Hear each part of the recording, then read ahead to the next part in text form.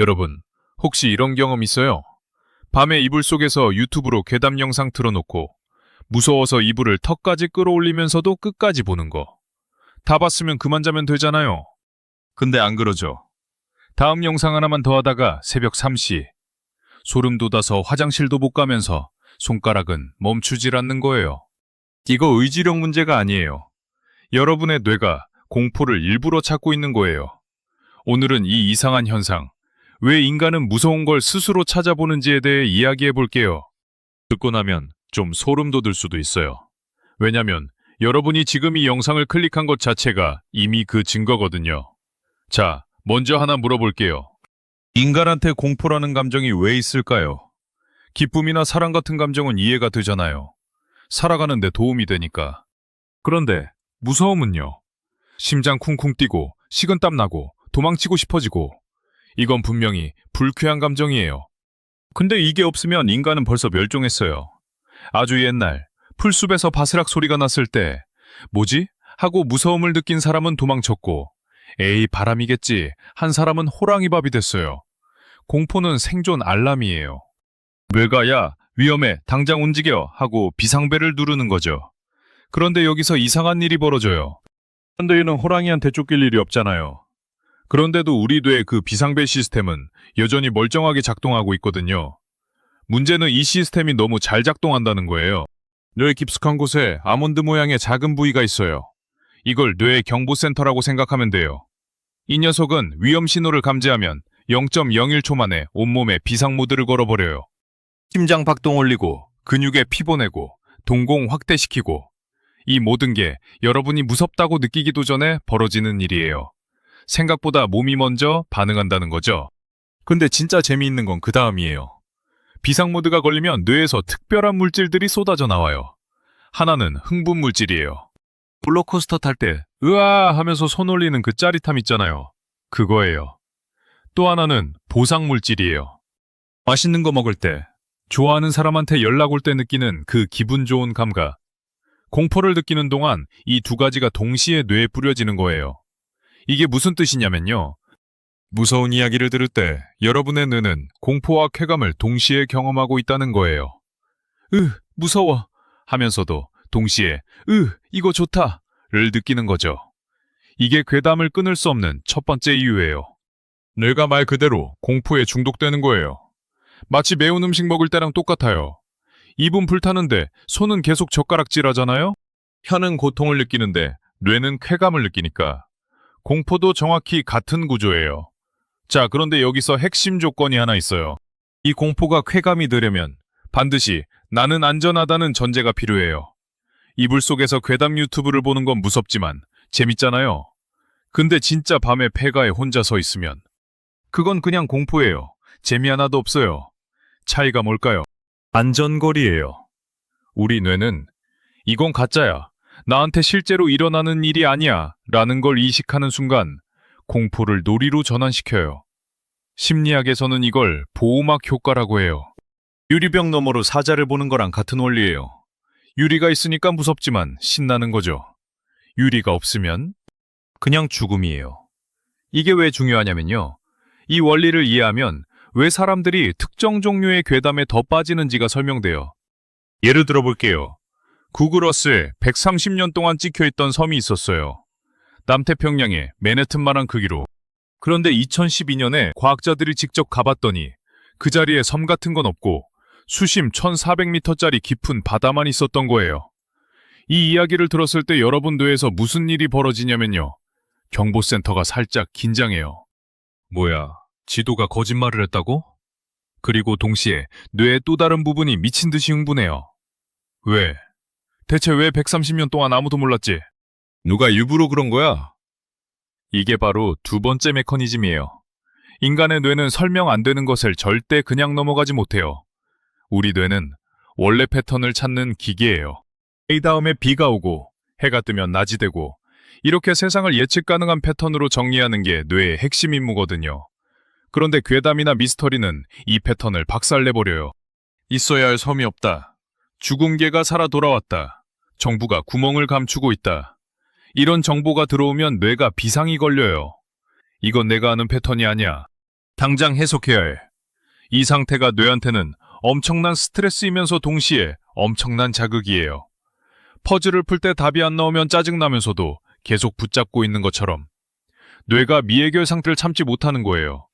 심리학에서는 이걸 완결 욕구라고 해요. 열린 결말을 싫어하고 질문에는 반드시 답이 있어야 한다고 느끼는 인간의 본능이에요. 드라마 마지막 회에서 주인공이 살았는지 죽었는지 안 알려주면 미치겠잖아요. 그거예요. 뇌가 열린 문을 못 참는 거예요. 반드시 닫아야 직성이 풀리는 거죠. 괴담이 무서운 진짜 이유는 귀신이 무서워서가 아니에요. 설명이 안 된다는 게 무서운 거예요.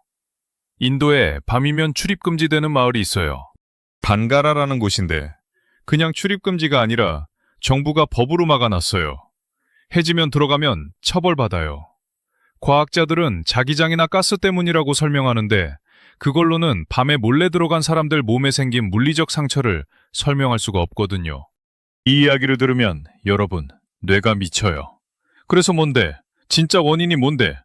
이 답을 찾으려고 영상을 끝까지 보는 거고 다음 영상도 클릭하는 거예요. 뇌가 미완성 퍼즐을 절대 내려놓지 못하니까요. 그리고 여기서 한 발 더 나가는 게 있어요. 답을 못 찾으면 뇌가 뭘 하냐면요. 직접 답을 만들어버려요. 정부가 뭔가 숨기고 있는 거 아니야? 외계인 기지를 감추려고 지도에서 지운 거 아니야? 이런 생각해 본 적 있죠? 이게 바로 음모론이 태어나는 과정이에요. 뇌의 패턴 인식 기계가 과잉 작동하는 거예요. 진짜로 패턴이 없는 곳에서도 억지로 패턴을 만들어내는 거죠. 구름 모양에서 얼굴을 찾는 것처럼요. 없는 건데 있는 것처럼 보이는 거예요. 실제로 미국에 끝을 알 수 없는 구멍이 있다는 이야기가 있어요. 낚싯줄을 24km나 내려보내도 바닥이 안 닿았다는 거예요. 그리고 그 이야기가 퍼지자마자 정부가 봉쇄했다, 제보자가 실종됐다는 이야기가 따라붙었죠. 사실 이게 진짜인지 가짜인지는 중요하지 않아요. 중요한 건 이 이야기를 들은 순간 여러분의 뇌가 자동으로 정부가 뭘 숨기고 있다는 패턴을 만들어냈다는 거예요. 아무도 안 시켰는데 뇌가 알아서 점과 점을 이어버린 거죠. 이게 인간 뇌의 무서운 점이에요. 정보가 부족할수록 상상력이 더 활발하게 작동해서 공포를 증폭시켜요. 자, 세 번째. 이게 제일 소름 돋는 건데요. 인간은 공포를 통해 죽음을 연습해요. 무슨 말이냐고요? 우리는 언젠가 죽는다는 걸 알고 있는 유일한 동물이에요. 개도 고양이도 자기가 죽는다는 걸 몰라요. 근데 인간은 알아요. 이 인식이 평소에는 뇌 깊숙한 곳에 잠겨 있어요. 근데 괴담을 들으면 이 인식이 살짝 수면 위로 올라와요. 미국의 끝이 안 보이는 구멍이 있다는데 거기 빠지면 어떻게 되는 거지? 이 순간 여러분은 간접적으로 죽음을 체험하고 있는 거예요. 그리고 영상이 끝나면 아, 나는 살아있네. 이 안도감이 엄청난 쾌감을 줘요. 이걸 공포관리 이론이라고 해요. 쉽게 말하면 인간은 죽음에 대한 불안을 관리하기 위해 안전한 환경에서 일부러 공포를 소비한다는 거예요. 호러 영화, 괴담, 귀신 이야기 이런 걸 즐기는 게 단순한 취미가 아니에요. 뇌가 죽음이라는 거대한 공포를 조금씩 소화하기 위해 자발적으로 선택하는 생존 전략인 거예요. 밤마다 이불 속에서 괴담 영상을 보는 여러분은 사실 죽음을 연습하고 있었던 거예요. 좀 무섭죠? 비유하자면 이래요. 예방접종 아시잖아요. 진짜 병에 걸리기 전에 약한 바이러스를 일부러 몸에 넣어서 면역력을 만드는 거잖아요. 괴담이 정확히 그 역할을 해요.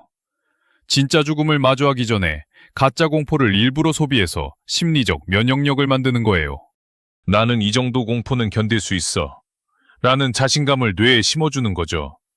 그래서 괴담을 즐기는 사람들이 실제로 위기 상황에서 더 침착하다는 연구 결과도 있어요. 뇌가 이미 공포에 대한 리허설을 여러 번 했으니까요. 그래서 재밌는 현상이 하나 있어요. 일상이 불안할수록 사람들은 괴담을 더 많이 찾아요. 코로나 때 기억나죠?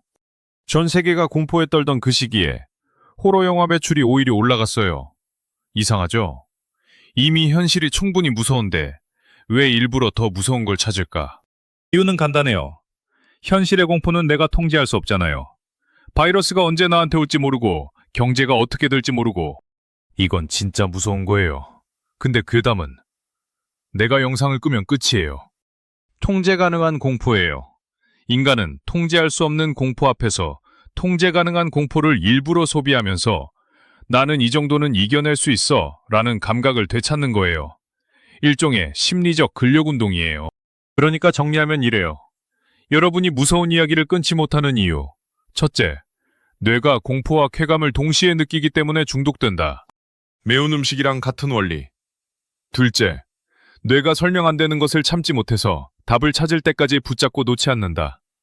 셋째, 인간은 안전한 공포를 통해 죽음에 대한 불안을 관리하고 있다. 자, 여러분. 지금까지 우리는 지도가 숨겼던 유령의 섬부터 죽음의 저주가 깃든 마을, 그리고 생사와 물리법칙을 초월한 기괴한 구멍까지 함께 지켜봤습니다. 어떤 생각이 드시나요? 그저 먼 나라에서 벌어지는 남의 나라 이야기 정도로만 느껴지시나요?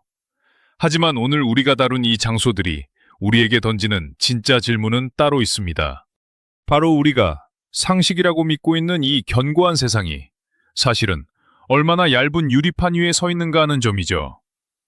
샌디 섬이 지도에서 지워지고 반가라 마을 입구에 철제 평말이 박히고 멜의 구멍이 가려질 때 세상은 우리에게 선을 넘지 말라고 경고합니다.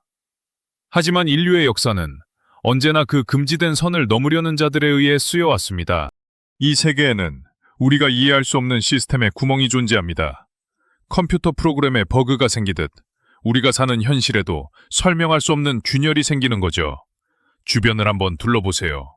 매일 걷던 구르목길, 창밖의 산등성이가 정말 당신이 알고 있는 대로 안전할까요? 어쩌면 여러분의 아파트 단지 아래에도 멜의 구멍만큼이나 깊고고 차가운 무언가가 숨죽여 당신을 지켜보고 있을지도 모릅니다. 단지 아직 발견되지 않았거나 누군가에 의해 철저히 은폐되어 있을 뿐이죠. 진실은 때로 가혹하지만 그 진실을 마주할 용기가 있는 자만이 이 세상의 진짜 얼굴을 볼 수 있습니다. 여러분이 믿고 있는 지도가 전부가 아닙니다. 지워진 자리, 가려진 공간, 그리고 사람들의 기억 속에서 강제로 퇴출당한 그 장소들이야말로 이 세계의 진짜 모습일지도 모릅니다. 만약 여러분 앞에 끝을 알 수 없는 심연이 나타나고 그곳에 발을 들이면 잃어버린 소중한 무언가를 되찾을 수 있다면 여러분은 어떤 선택을 하시겠습니까? 비겁한 평화 속에서 눈을 감으시겠습니까? 아니면 고통스러운 진실을 향해 뛰어내리시겠습니까? 여러분의 선택을 댓글로 남겨주세요.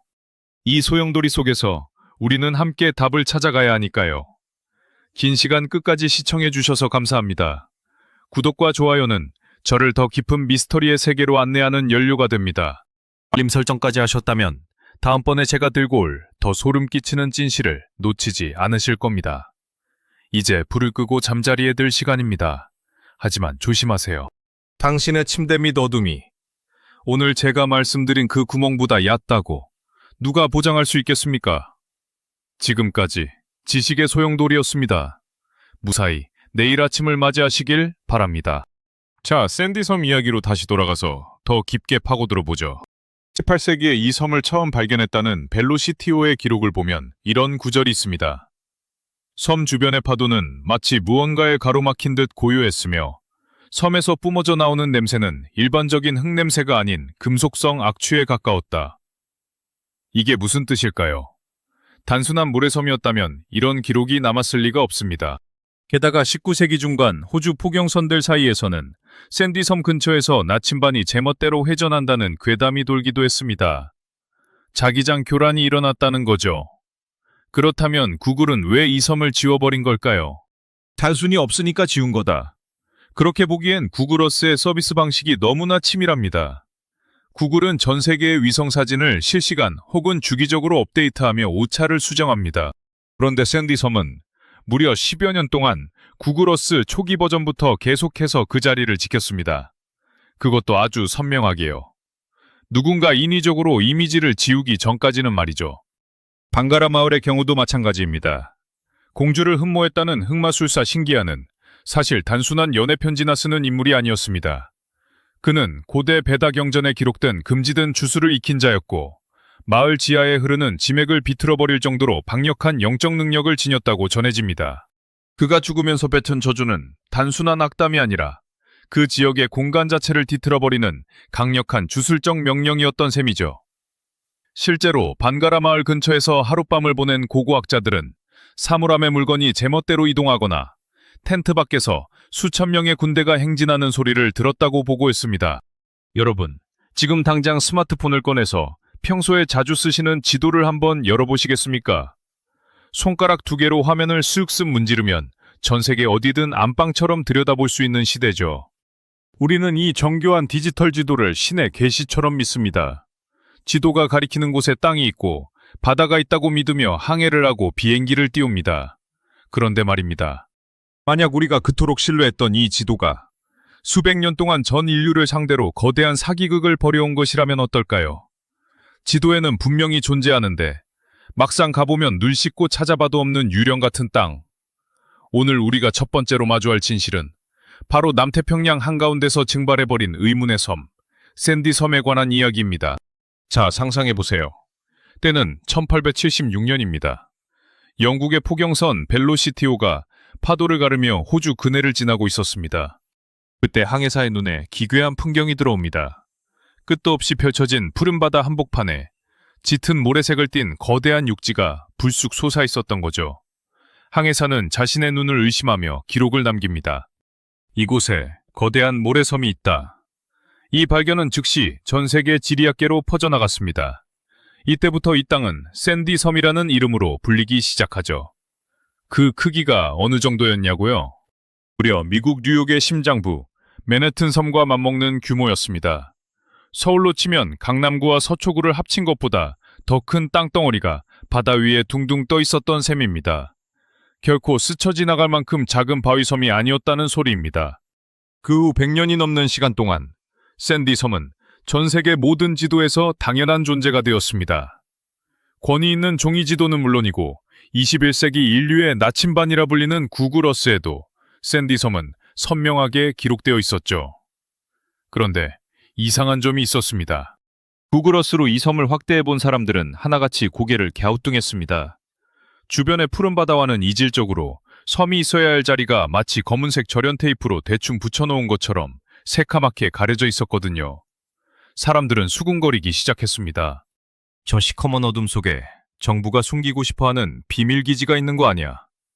혹은 외계인들이 드나드는 통로라서 인위적으로 지워버린 거다라는 음모론이 삽시간에 퍼져나갔습니다. 나사 위성 사진엔 분명히 포착됐던 섬의 형체, 그러나 2012년 현장에 도착한 탐사대를 맞이한 건 섬이 아닌 깊이 1400m의 망망대해 뿐이었습니다. 당시 탐사선 서던 서베이어를 이끌었던 마리아 세턴 박사의 심정이 어땠을까요? 좌표상으로는 분명 섬의 심장부에 서 있어야 하는데 배 밑으로는 끝을 알 수 없는 심연만 흐르고 있었던 겁니다. 단순한 표기 오류라기엔 100년 넘게 업데이트된 기록이 너무나 정교합니다. 1908년 항해 기록에도 1950년대 항공사진에도 이 섬은 자기 자리를 지키고 있었으니까요. 혹시 이곳은 특정 시간에만 열리는 차원의 틈일까요? 아니면 인류 몰래 가동되는 투명 요새일까요? 지도가 지워진 지금도 의문은 파도 아래 잠겨 있습니다. 지질학자들은 뒤늦게 부석이라는 가설을 내놓았습니다. 해저 화산이 폭발하면서 쏟아져 나온 가벼운 돌들이 섬처럼 뭉쳐 떠다녔을 거라는 설명이죠. 하지만 이 가설은 한 가지 치명적인 질문에 답하지 못합니다. 부석 더미가 어떻게 100년이 넘는 세월 동안 단 한 발자국도 움직이지 않고 그 좌표를 지키고 있었느냐는 겁니다. 바다의 조리와 바람을 생각하면 이미 지구 반대편으로 흘러갔어야 정상인데 말이죠. 누군가는 말합니다. 이건 지도 제작사의 단순 실수가 아니라 인류가 보아서는 안 될 무언가를 가리기 위한 거대한 연극이었다고요. 자, 이제 유령섬의 미스터리를 뒤로하고 우리는 인도의 거칠고 황량한 라자스탄주로 향합니다. 이곳에는 전 세계 그 어떤 흉가와도 궤를 달리하는 이른바 국가공인 저주의 땅이 존재합니다. 바로 반가라 마을입니다. 여러분, 보통 귀신이 나온다는 장소들 가보면 어떤가요? 기껏해야 출입금지 편말 하나 붙어있거나 동네 사람들이 쉬쉬하는 정도죠. 그런데 이곳은 급이 다릅니다. 인도 정부가 공식적으로 입구에 거대한 철판 편말을 박아놨는데 거기 뭐라고 적혀 있는지 아십니까? 일몰 후부터 일출 전까지 이 구역에 들어가는 것은 엄격히 금지된다. 이를 어길 시 법적 처벌을 받는다. 이게 단순한 경고문처럼 보이시나요? 아니요, 이건 일종의 생존 가이드입니다. 해가 지는 순간 이 마을의 주인은 산 사람이 아니라 죽은 자들로 바뀐다는 걸 국가가 인정해버린 셈이니까요. 실제로 해가 뉘엿뉘엿 지기 시작하면 이곳을 관리하는 공무원들조차 장비를 챙겨서 미친 듯이 도망칩니다. 마을 주변 1km 안에는 개미 한 마리 남지 않도록 싹 비워버리죠. 왜 이렇게까지 유난을 떠는 걸까요? 그 답을 찾으려면 16세기로 시간을 돌려봐야 합니다. 당시 방가라 마을은 화려한 요새와 시장이 늘어선 그야말로 잘나가는 신도시였습니다. 그 중심에는 라자스탄의 꽃이라 불리던 라트나바티 공주가 있었죠. 그리고 그녀를 흠모하던 흑마술사 신기아의 비극적인 저주가 시작됩니다. 공주를 차지하기 위해 만든 묘약이 바위에 던져졌고 그 바위에 깔려 죽어가던 신기아는 이 마을의 모든 자는 죽을 것이며 영혼조차 이 땅을 떠나지 못하고 영원히 고통받으리라는 저주를 남깁니다. 놀랍게도 그 다음에 마을은 이웃나라의 침공으로 단 하룻밤 만에 거대한 무덤으로 변해버렸습니다. 성 안의 모든 건물은 지붕이 무너져 내렸고 사람들은 피를 쏟으며 죽어갔죠. 그 후 수백 년이 흘렀지만 반가라의 시간은 그 피비린내 나는 밤에 멈춰 있습니다. 밤마다 텅 빈 시장터에서 북소리가 울려 퍼지고 아무도 없는 궁전터에서 여인들의 웃음소리가 들려온다고 합니다. 호기심에 눈먼 관광객들이 몰래 담을 넘어 들어갔다가 다음날 아침 눈동자가 뒤집힌 채 실성에서 발견되거나 아예 시신조차 찾지 못한 사례가 수두룩합니다. 한 번은 젊은이 3명이 밤샘 도전을 감행했다가 새벽에 썩은 냄새와 속삭임을 듣고 도망쳤는데 차 뒷좌석에 피떡이 든 누군가가 앉아있는 것을 보고 전복사고를 당해 한 명이 사망하는 일까지 벌어졌습니다. 여러분, 이게 과연 우연일까요? 아니면 400년 전 흑마술사의 원한이 여전히 이 땅의 산소마저 도구로 바꾸고 있는 걸까요? 단순히 전설 때문일까요? 21세기 현대 국가가 고작 옛날 이야기 때문에 군대까지 동원해 민간인을 막지는 않습니다. 방가라 마을은 기록된 비극들이 너무나 많습니다. 인도의 한 유명 탐험가가 이끄는 조사단은 열화상 카메라에 사람 체온보다 훨씬 높은 수십 개의 붉은 형체가 무리지어 나타나는 것을 목격했습니다. 아무도 없는 허공에서 말이죠. 무전기에서는 누군가 목을 긁으며 여기서 나가라고 외치는 소리가 들렸고 결국 조사단장은 그날의 기억을 잃은 채 평생을 공포 속에서 살아야 했습니다. 과학자들은 자기장이나 가스 때문이라고 말하지만 환각이 사람의 살점을 찢어낼 수는 없습니다. 밤에 몰래 들어갔던 사람들은 온몸에 손톱 자국 같은 깊은 상처를 입고 도망쳐 나옵니다. 어떤 이는 보이지 않는 손이 자신의 목을 졸랐다고 증언하고 어떤 이는 아무도 없는 뒤에서 누군가 이름을 불렀다고 말합니다. 서울로 치면 경복궁 전체가 밤마다 피눈물을 흘리며 침입자를 도륙하는 요새로 변하는 꼴이죠. 인도 주민들은 그곳에 흙조차 가져오면 안 된다고 경고합니다. 실제로 흙 한 줌을 기념품이라며 가져갔던 남자는 그날 밤 지붕이 무너져 온 가족을 잃었습니다. 이 마을의 요새 구조는 적을 막기 위한 것이 아니라 안에 있는 무언가가 밖으로 나가지 못하게 설계된 것처럼 보입니다. 성벽의 모든 각도가 안쪽을 향해 날카롭게 세워져 있죠. 마치 거대한 감옥처럼 말입니다. 그럼에도 불구하고 사람들은 여전히 이 위험한 유혹에 이끌립니다. 하지 말라면 더 하고 싶은 인간의 본능 때문일까요? 아니면 반가라 마을 자체가 특정한 파동을 내뿜으며 먹잇감을 유혹하는 걸까요? 확실한 건 이곳의 어둠은 우리가 감당할 수 있는 수준이 아니라는 겁니다. 자, 이제 이 죽음의 마을을 벗어나 우리를 더 깊은 혼란으로 몰아넣을 지옥의 입구로 떠나보겠습니다. 미국 워싱턴주 앨렌스버그 인근 어느 평범한 마당 한 구석에 뚫린 지름 3m도 채 안 되는 작은 구멍, 멜의 구멍에 관한 이야기입니다. 1997년 멜 워터스라는 남자가 라디오 방송에 전화를 걸어 이 구멍의 존재를 폭로했습니다. 그는 낚싯줄을 동원해 깊이를 재봤는데 무려 24km, 약 8만 피트가 넘는 줄을 쏟아부었는데도 끝이 닿지 않았다고 증언했습니다. 마리아나 해구보다 2배는 더 깊고 에베레스트 산을 3개나 쌓아 올려도 남는 깊이입니다. 구멍 근처에는 새가 앉지 않았고 기르던 개들은 구멍 근처만 가면 뒷걸음질 치며 으르렁거렸습니다. 하지만 진짜 충격적인 이야기는 부활에 관한 것이었습니다. 한 이웃이 죽은 애완견을 이 구멍에 던져 넣었는데 며칠 뒤 그 개가 멀쩡히 살아 돌아와 숲속을 뛰어다니는 걸 목격했다는 겁니다. 개의 목에는 주인이 달아주었던 낡은 가죽 목걸이가 그대로 채워져 있었죠. 기옥으로 연결된 통로일까요? 아니면 생명을 되살리는 기괴한 에너지의 원천일까요? 멜은 심지어 구멍에서 기괴한 빛의 기둥이 솟구치는 것을 봤다고도 했습니다. 논란이 커지자 정부 요원들이 멜의 땅을 봉쇄했습니다. 멜은 정부가 자신을 감시하고 레이저 장비를 설치했다고 주장한 뒤 흔적도 없이 사라졌습니다. 구글어스에서 해당 좌표를 검색해보면 샌디 섬대와 똑같이 하얀색 사각형으로 덧칠해져 있거나 해상도가 낮아져 있습니다. 지질학자들은 지열 때문에 줄이 녹았을 거라며 부정하지만 멜은 구멍 안에서 뼛속까지 시린 냉기만이 올라온다고 말했습니다. 어쩌면 정부는 구멍 끝에 무엇이 있는지 이미 알아냈고 그 공포를 감당할 수 없어서 전 세계의 눈을 가려버린 건지도 모릅니다. 8만 피트 아래에는 과연 무엇이 살고 있을까요? 혹시 우리가 신화 속에서나 듣던 지하도시 아가르타의 입구는 아닐까요?